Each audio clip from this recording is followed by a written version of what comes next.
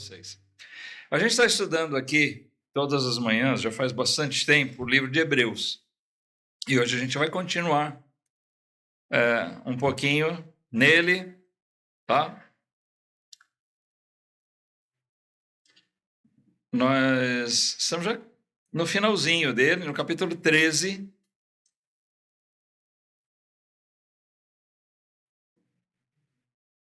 Então, eu gosto sempre de reavivar nossa mente para aquilo que a gente tem visto, porque a gente pega o fio da meada e também para aqueles que estão hoje com a gente, para entender um pouquinho do contexto, fica melhor.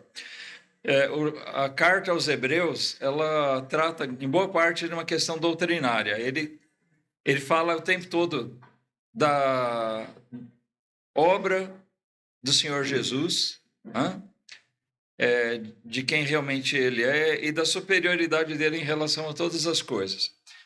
Jesus é maior do que tudo, sendo ele o Filho de Deus, ele é maior do que Moisés, né? Ele vai comparando, Jesus é maior do que os anjos, etc. Então ele vai ao longo de todo o livro demonstrando essa doutrina, para chegar num ponto final de apontar para nós a questão da fé. A nossa fé consiste nisso, a nossa fé de que nós somos salvos e seremos salvos eternamente, consiste na obra de Jesus. De a gente ter uma perfeita compreensão de que ele é o Filho de Deus, de que ele é o Salvador prometido e que a nossa fé nele, a nossa confiança nele, mediante a consciência e arrependimento dos nossos pecados e a confiança de que por ele nós temos o perdão dos nossos pecados, nós somos salvos. Então, nós temos uma nova vida de fé. Então, a partir lá do capítulo 10, ele começa a falar disso em termos mais práticos, tá bom? Ele dá, no capítulo 11, um monte de exemplos dentro da Bíblia, alguns nomes específicos, Abraão, Moisés, né? Vários nomes ali, Raabe, gente que foi exemplo de fé, tá? Servem assim, para nós nos mirarmos naquilo que aconteceu com eles.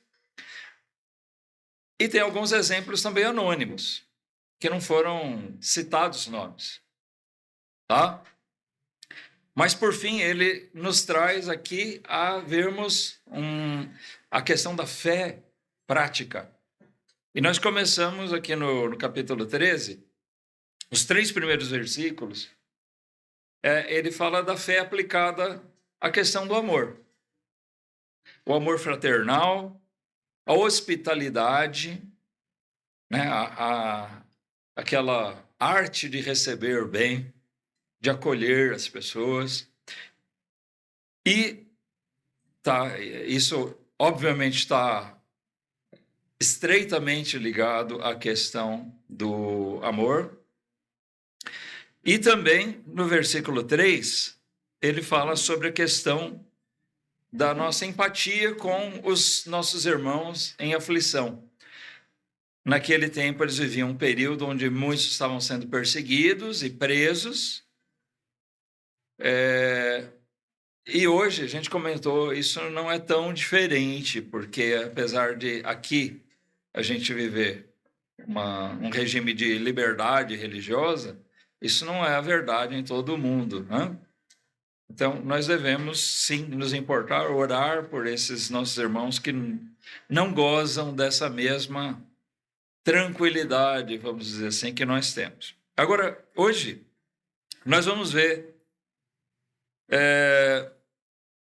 a fé aplicada a questões muito práticas na nossa vida.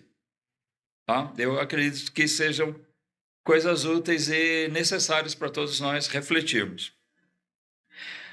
Eu diria assim, nós temos aqui no versículo 4 a 6, a fé aplicada à nossa maneira de viver. E ele divide, basicamente, ele toca em 2 assuntos que eu creio que discutiram duas questões essenciais na nossa maneira de viver. A nossa relação com pessoas e a nossa relação com coisas.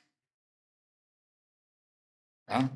Se você for pensar, né, se nós formos analisar, nós vamos observar que tudo que nós fazemos está permeado por essas duas coisas. A nossa relação com as pessoas e a nossa relação com as coisas, com os bens materiais, tá? Alguns talvez batendo o olho aqui no versículo, peraí, será que é disso que está falando? Vamos pegar aqui, ó, versículo 4, tá? Note que ele fala sobre relacionamentos entre as pessoas, porque ele toca aqui na questão casamento. Venerado seja entre todos o matrimônio e o leito sem mácula. Porém, aos fornicadores e aos adúlteros, Deus os julgará. Bom, nós podemos observar assim que ele está tratando especificamente do quê? Ele cita aqui o matrimônio, casamento. Tá? Mas ele trata também da questão dos fornicadores. Opa! Fornicadores, a fornicação, aquela prática ilícita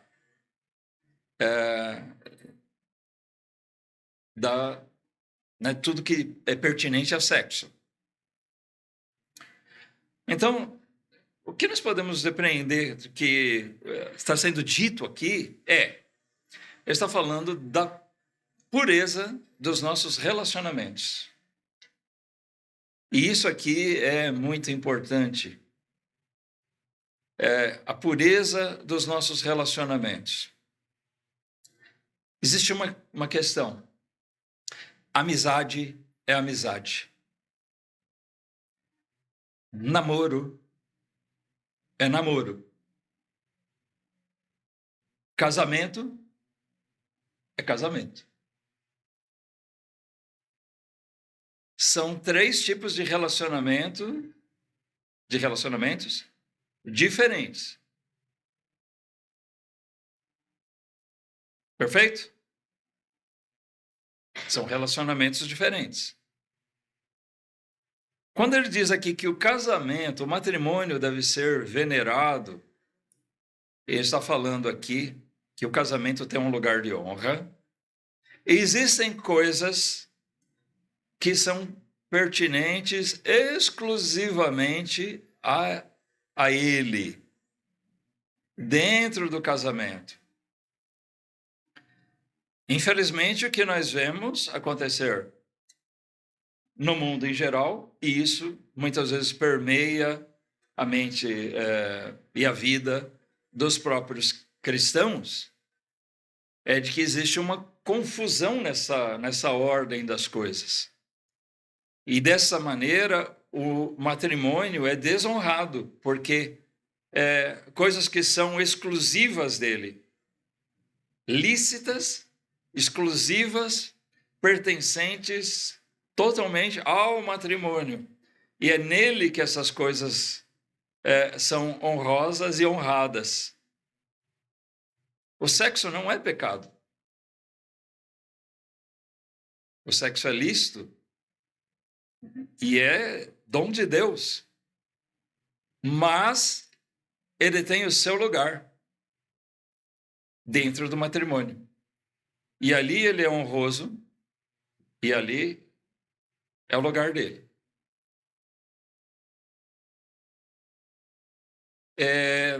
Bom, acho que eu disse aqui hoje em dia nada. Se fosse só hoje em dia, a Bíblia nem trataria disso como um fato daquele tempo. A fornicação, a prática sexual fora do casamento, ela sempre existiu. Isso não deve normalizar ela. Fora do contexto. não é bom, não é agradável a Deus. Nosso relacionamento com as pessoas tem que ter o seu devido parâmetro. Como nós nos relacionamos com as pessoas dentro do casamento e fora do casamento. Uma compreensão disso vai fazer com que nós tenhamos uma atitude correta com um estranho ou com uma pessoa, colega, amiga. Vai fazer com que nós tenhamos um relacionamento adequado, correto, quando nós estamos aí namorando, né? E vai também fazer com que nós tenhamos um relacionamento correto dentro do matrimônio. Porque a pureza não é só antes do casamento, mas durante o casamento também. A vida conjugal, ela tem que ser honrosa.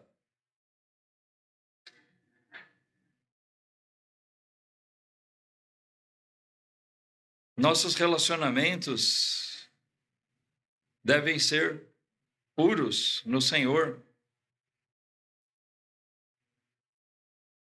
Nossos relacionamentos com as pessoas. Jesus disse, olha, os antigos disseram, o adultério deve ser punido, porque os antigos que ele fala são os antepassados hebreus, né, judeus, que adotavam a lei mosaica, a lei de Deus.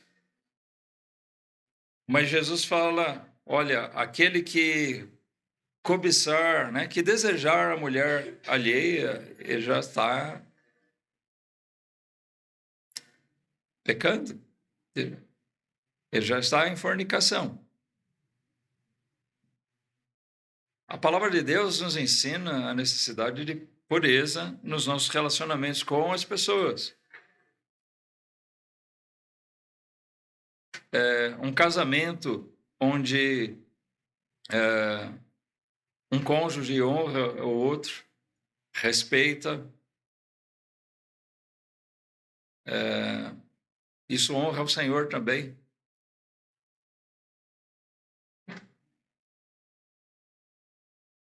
Então, alguma coisa que nós precisamos pensar na questão do nosso relacionamento com as pessoas, dentro de uma pureza. Santidade implica todo o nosso relacionamento com as pessoas. No versículo seguinte, ele trata de relacionamento com coisas, com dinheiro. Não só com o dinheiro, mas com aquilo que o dinheiro pode comprar. Ele diz assim, sejam vossos costumes sem avareza, contentando-vos com o que tendes, porque ele disse, não te deixarei, nem te desampararei. E assim, com confiança, ousemos dizer, o Senhor é o meu ajudador, e não temerei o que me possa fazer o homem. Versículos 5 e 6. Então, aqui nós vemos a fé aplicada também na nossa maneira de viver, na nossa relação com as coisas. Ele fala sobre a questão da avareza. O que é avareza? Avareza é o apego ao dinheiro. A própria Escritura, a palavra de Deus, diz que a avareza é um tipo de idolatria. A questão não é não gostar de dinheiro ou não gostar daquilo que o dinheiro pode nos dar. Não é pecado ter dinheiro, você trabalhar, estudar, almejar ter alguma coisa. Quando ele diz aqui, contentando-vos com o que tendes, vamos entender. Isso não quer dizer que a gente tem que ser acomodado, preguiçoso, negligente, nada disso. Mas ele está falando aqui contra a ganância. Aquela coisa de querer ter demais, é insaciável. Aquela questão de estar apegado ao dinheiro, tá? A avareza, ela afeta, assim, a área de conquistar o dinheiro, de ter o dinheiro, e também a questão de ter, como é que nós lidamos com ele. Como é que nós mantemos o dinheiro? Como é que nós lidamos? Como é que nós convivemos com ele? Porque nessas duas áreas nós podemos extrapolar aquilo que é bom, que é saudável, que é agradável a Deus. A própria Bíblia diz que é bom nós termos com abundância para podermos também praticar a liberalidade. A liberalidade é o dom de saber repartir, né? Quando alguém precisa, a gente poder ajudar, é bom, não é? É difícil a gente ver alguém numa necessidade e até querer ajudar e não pode, não tem condição nenhuma. Então é uma bênção quando nós podemos fazer isso, quando está ao nosso alcance fazer. O problema é que a avareza faz com que a gente se apegue tanto ao dinheiro que a gente pense assim, não, mas se eu repartir com alguém alguma coisa, mas eu vou ficar com menos dinheiro na conta. Aí não vai dar para, sei lá, para eu trocar de carro no fim do ano, ou não vai dar para comprar aquela roupa. A gente começa a fazer conta demais. E às vezes a gente está falando não de necessidades, mas de luxos. Então, a gente vai vendo que nossa relação com as coisas começam a ficar meio distorcidas. As coisas começam a ter mais importância do que as pessoas, né? O dinheiro começa a ter mais importância do que Deus, mais importância do que o amor. E isso não é nada bom. Nossos costumes, nossas práticas, nosso viver diário. Quando fala de costume, são aquelas práticas diárias. E nós estamos falando aqui da aplicação da fé à nossa vida diária, as nossas práticas, nossos relacionamentos com as pessoas e com as coisas. Então ele diz, a nossa prática diária, nosso viver, não seja permeado de avareza, contentando-vos com o que tendes. Como eu disse, não é aqui uma questão de conformismo, de acomodação ou de negligência. Mas às vezes o que acontece? Se você for observar na vida, a gente tem uma lógica. Acha, se eu estudar muito, se eu trabalhar muito, né, se eu virar como é aquele termo, um workaholic, né? Trabalho noite e dia, eu vou ficar rico. E nem sempre isso acontece. Não vale a pena. Mas a gente tem um pensamento, parece lógico, mas nem sempre é. Por quê? Na realidade, o que você vê? Tem pessoas que estudaram um pouco e fazem fortuna. Não é verdade? Já viu isso? E tem gente muito culta, fez as melhores faculdades aí. O sujeito é genial e não decola. Sabe? Bom, nem sempre, né? A gente tem uma regra, mas essa regra, ela falha muito. Então, o que acontece? Às vezes a gente acha que merece mais. Geralmente a gente acha que merece mais. Eu acho que eu deveria ganhar mais. Quase todo mundo acha a mesma coisa, né? Pensa, não, eu mereço ganhar mais. Bom, nós devemos fazer por onde? Amém? Se você é um empregado, você deve ser um bom funcionário. Se você acha, para que você é um bom funcionário se aqui não me valorizam? Então procura outro emprego, onde talvez te valorizem mais. Mas o fato é o seguinte, muitas vezes nós colocamos Deus fora dessa questão. E nós devemos saber, e é isso que o texto está dizendo, que a gente não deve murmurar ou blasfemar. Né? Se, por mais que eu me empenhe, me esforce, eu não consigo passar daquilo, é aquilo que Deus está me dando, eu devo aprender a viver com aquilo e ser grato. A gente é muito fácil de se tornar ingrato. E observa que ele está abordando justamente por esse aspecto. Porque ele diz aqui, não seja avarento, contente-se com o que você tem, no versículo 5, porque ele está dizendo aqui, porque Deus disse, não te deixarei nem te desampararei.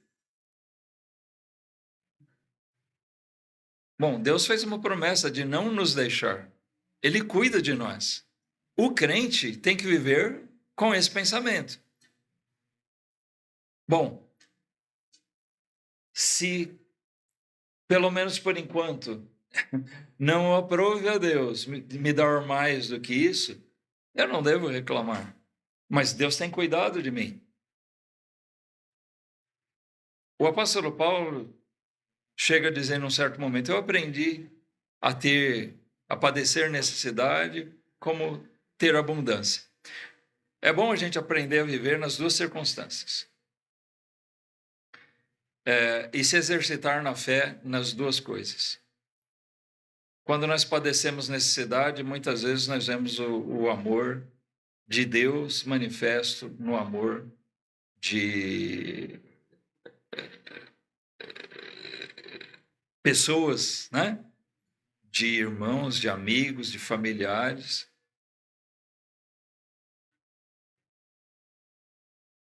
Isso é bom. A gente vê Deus agindo no coração dessas pessoas. E quando a gente tem abundância, também a gente deve ver Deus tem me abençoado de uma maneira que tem suprido minhas necessidades com excelência, né? Além do que realmente eu precisava. Mas se é aquela continha justa, Deus está me dando saúde, trabalho, condição de eu viver. O versículo 6, ele diz assim, com confiança ousemos dizer, o Senhor é o meu ajudador, não temerei o que me possa fazer o homem. O crente deve viver assim, sabendo, o Senhor é o meu ajudador, Ele está cuidando de mim. Eu não devo passar por cima das pessoas, ser desonesto para conseguir conquistar alguma coisa. Eu tive familiares que tentaram investir num negócio em posto de gasolina. Bom, a gente pensa, posto de gasolina deve dar dinheiro. Mas sabe que não é bem assim? Depende muito das circunstâncias. Precisa vender muito combustível, porque para o posto, pelo menos naquele tempo, era uma fração muito pequena para o dono do posto. E eles tinham amizade com uma pessoa que tinha 3 postos. E essa pessoa dizia quanto era difícil. Principalmente pela concorrência, porque boa parte da concorrência é desonesta. tá? Rouba na bomba, tem várias artimanhas, tá? Era assim naquele tempo e é assim hoje em dia, tá? Então a gente pode chegar a pensar, olha, se eu não for desonesto, não tem jeito, eu não vou ganhar dinheiro. Não. Quando nós pensamos nisso, nós já estamos deixando de lado aquele entendimento. Eu dependo é de Deus. Deus é quem cuida de mim. Com confiança ousamos dizer, o Senhor é o meu ajudador. A gente não precisa criar atalhos. Isso é uma coisa que eu tenho dito aqui. Quando a gente lida com as coisas pertinentes à fé, é uma confiança a Deus, você não busca atalhos, você busca a direção de Deus. Deus dá o caminho. Amém? Deus dá o caminho e você vai trilhar. Esse caminho pode ser longo, ele pode ser tortuoso, mas é ele que você deve seguir. Toda vez que a gente tenta achar um atalho, e o que é um atalho? É você conseguir chegar no alvo por conta própria. Deixa, Deus não vai fazer isso, deixa, eu tenho que fazer, eu tenho que resolver. Eu dei o exemplo de Abraão, né? Foi um exemplo que a gente citou aqui. Abraão e Sara, Deus prometeu um filho para eles e eles eram um casal de fé. E olha, foi passando o tempo e não vinha aquilo que Deus fez. Mas Deus reforçou aquela promessa várias vezes. Eles ficaram velhos. E aí bateu aquela ideia brilhante na cachola da Sara, né? De fazer um atalho, criar um atalho. E falou, olha, por que a gente não tem um filho com a minha serva? Ela gera um filho para nós. E o Abraão consentiu com isso e falou, talvez seja o jeito. Olha, até um grande servo de Deus como Abraão, né? E Sara é citada como um exemplo para as mulheres. Mas nós estamos sujeitos a, de repente, querer criar atalho na nossa vida. Deu no que deu, né? Nasceu o Ismael, que sempre foi um problema para eles, e a descendência do Ismael foi um problema depois. E muito do que a gente vê no jornal hoje em dia, dos conflitos ali, né, no Oriente Médio, é consequência disso, porque aqueles povos árabes ali, palestinos, são descendentes, né? Alguns deles são descendentes do Ismael. Sabia disso?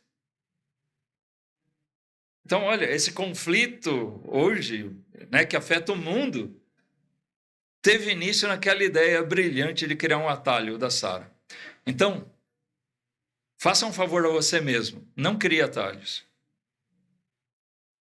Entrega o teu caminho ao Senhor, confia nele e o mais ele fará. Nós temos que confiar no Senhor. Deixa ele governar nossos caminhos, deixa ele governar nossos relacionamentos com as pessoas. Você não vai ter nada a perder. Deixa ele governar a sua relação com as coisas. Não seja ansioso por ter, não seja avarento. Deus cuida de nós.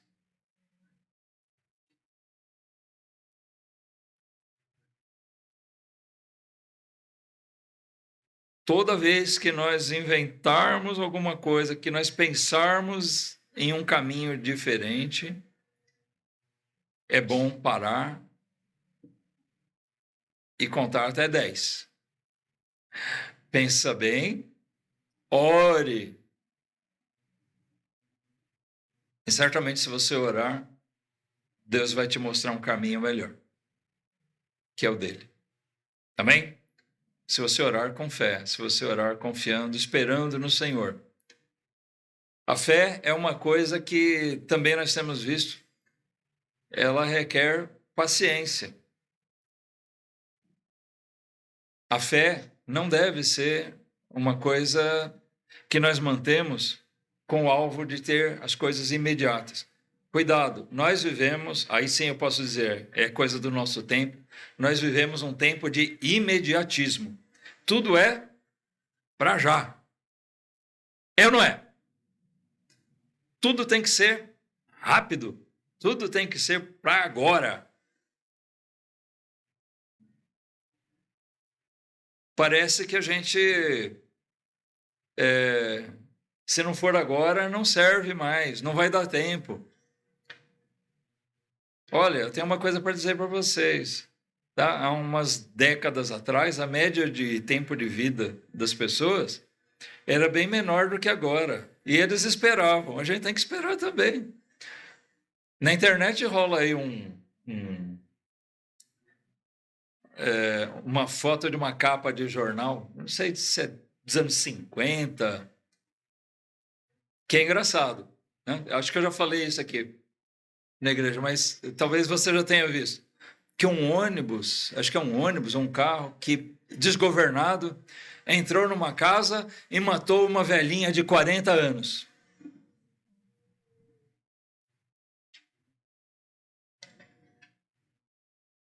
Para aquele tempo, 40 anos era uma velhinha.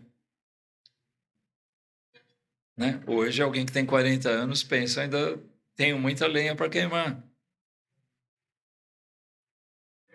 Sabe? Nós temos tempo.